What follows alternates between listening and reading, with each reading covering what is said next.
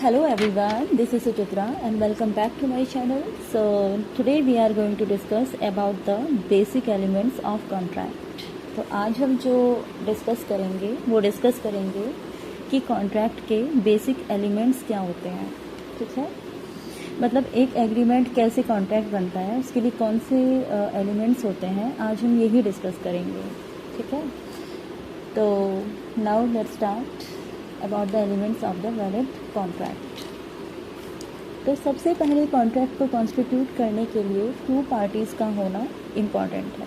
ठीक है, सबसे पहले टू पार्टीज़ का होना ज़रूरी है किसी भी कॉन्ट्रैक्ट को कॉन्स्टिट्यूट करने के लिए.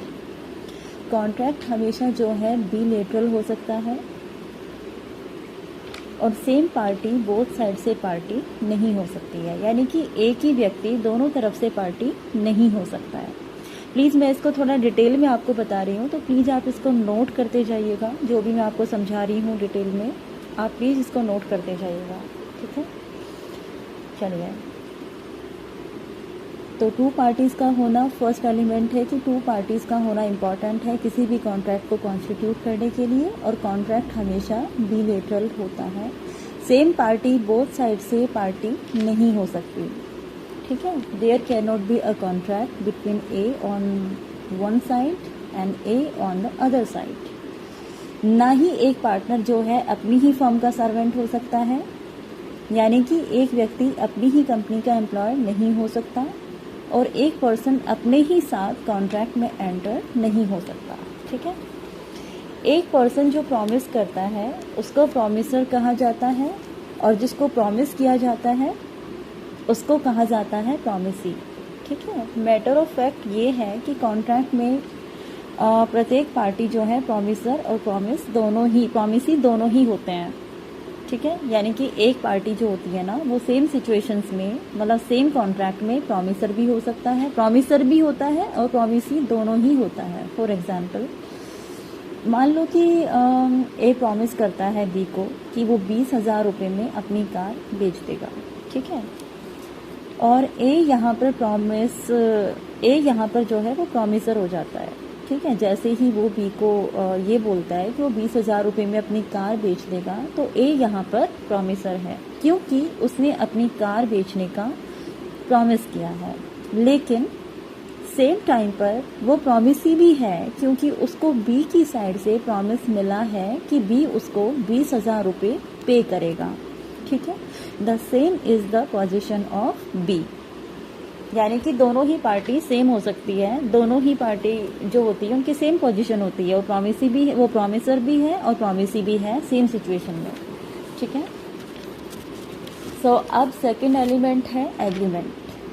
एग्रीमेंट में दो एसेंशियल एलिमेंट्स हैं, प्रपोजल और एक्सेप्टेंस.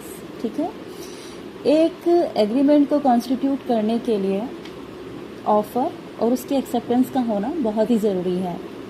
ठीक है, an agreement is constituted by the means of the offer a binding acceptance of offer. ठीक है, thus an agreement occurs when the two minds meet for a common purpose. They mean the same thing in same sense at the same time. The meeting of mind is called consensus ad idem, यानी कि consent to the matter.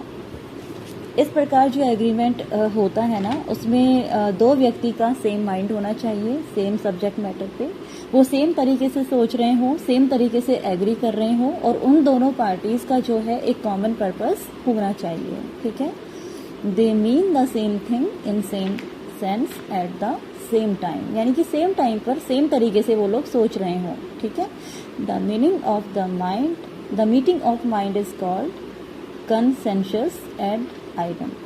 Consent to the matter, यानी कि किसी भी matter को same तरीके से consent करना, यानी कि किसी भी सब्जेक्ट मैटर पर सेम सेंस में सोच रहे हो. मैटर ऑफ फैक्ट क्लियर होना चाहिए, पर्पस कॉमन होना चाहिए. ठीक है, और थर्ड एलिमेंट है हमारा ऑब्लिगेशन. ठीक है, ऑब्लिगेशन. तो बेसिक एलिमेंट्स ऑफ कॉन्ट्रैक्ट क्या है? सबसे पहले टू पार्टीज. ठीक है, एन एग्रीमेंट, एन ऑब्लिगेशन. तो थर्ड एलिमेंट है हमारा ऑब्लिगेशन. किसी भी एग्रीमेंट को कॉन्ट्रैक्ट बनने के लिए लीगल ऑब्लिगेशंस का क्रिएट होना इम्पॉर्टेंट है. विदाउट लीगल ऑब्लिगेशन कोई भी एग्रीमेंट कॉन्ट्रैक्ट नहीं बन सकता, ठीक है। लीगल ऑब्लिगेशंस मतलब जो कि लॉफुली इन्फोर्सिबल हो।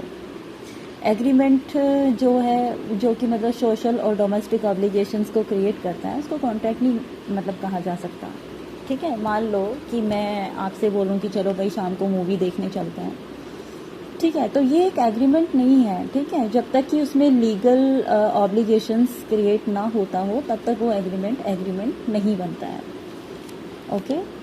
मतलब वो कॉन्ट्रैक्ट में कन्वर्ट नहीं हो सकता है। तो एक एग्रीमेंट जो कि सोशल और डोमेस्टिक ऑब्लिगेशंस को क्रिएट करता है, कॉन्ट्रैक्ट नहीं बन सकता है। जैसे कि मान लीजिए कि मुझे मूवी देखने या डिनर अटेंड करना है और आज शाम को, है ना, मैं आपसे बोलूँ कि आज मुझे मूवी देखने या डिनर अटेंड करने जाना है आज शाम को, तो मैं कॉन्ट्रैक्ट, तो ये ना कॉन्ट्रैक्ट नहीं हो सकता क्योंकि इसमें कोई भी लीगल ऑब्लिगेशंस क्रिएट नहीं होता है। इसी तरह एक फ्यूचर में किसी मैटर पर एग्री होने का एग्रीमेंट भी कॉन्ट्रैक्ट की कैटेगरी में नहीं आता है, ठीक है।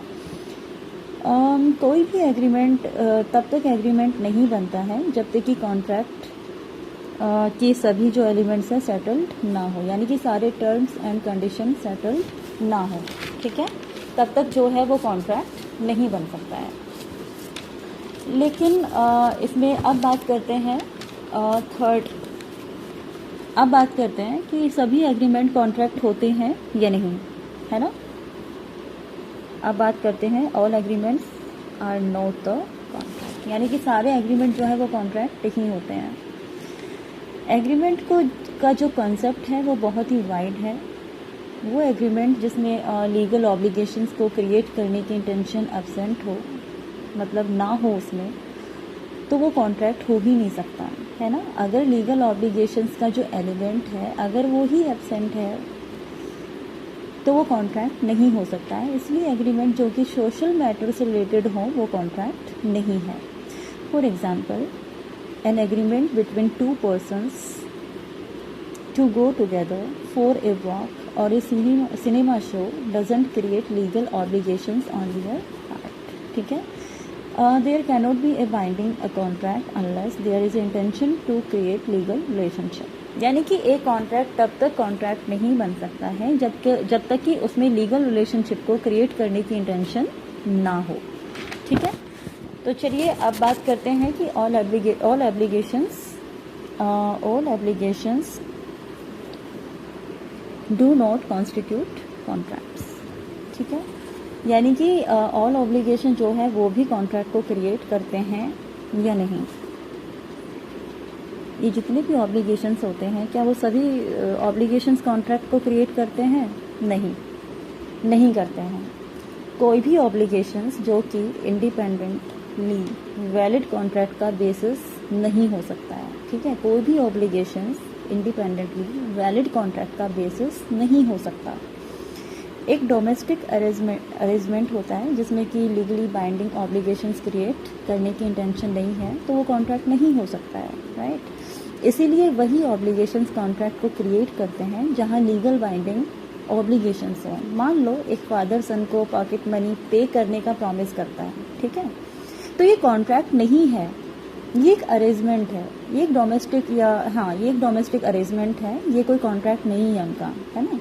एक फादर मान लो सन को पॉकेट मनी पे करने का प्रॉमिस कर रहा है तो ये कॉन्ट्रैक्ट की कैटेगरी में नहीं आता है, जिसमें कोई लीगल बाइंडिंग ऑब्लिगेशन नहीं है। क्यों?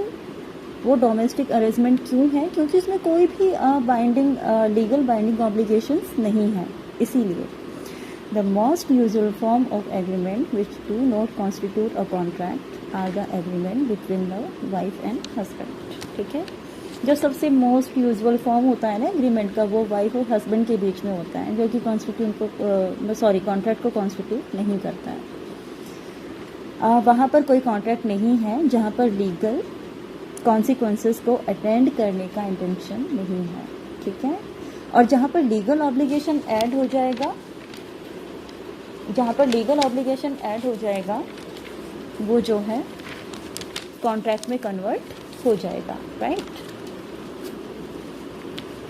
लेकिन पार्टीज जो कि डोमेस्टिक और सोशल रिलेशनशिप में है वो कॉन्ट्रैक्ट में एंटर कर सकते हैं। ठीक है, एक कंडीशन ये भी है कि मान लो पार्टीज हैं और उनके बीच में प्रॉमिस हुआ है कुछ ऐसी जो डोमेस्टिक और सोशल रिलेशनशिप में है, वो कॉन्ट्रैक्ट में एंटर कर सकते हैं, है ना।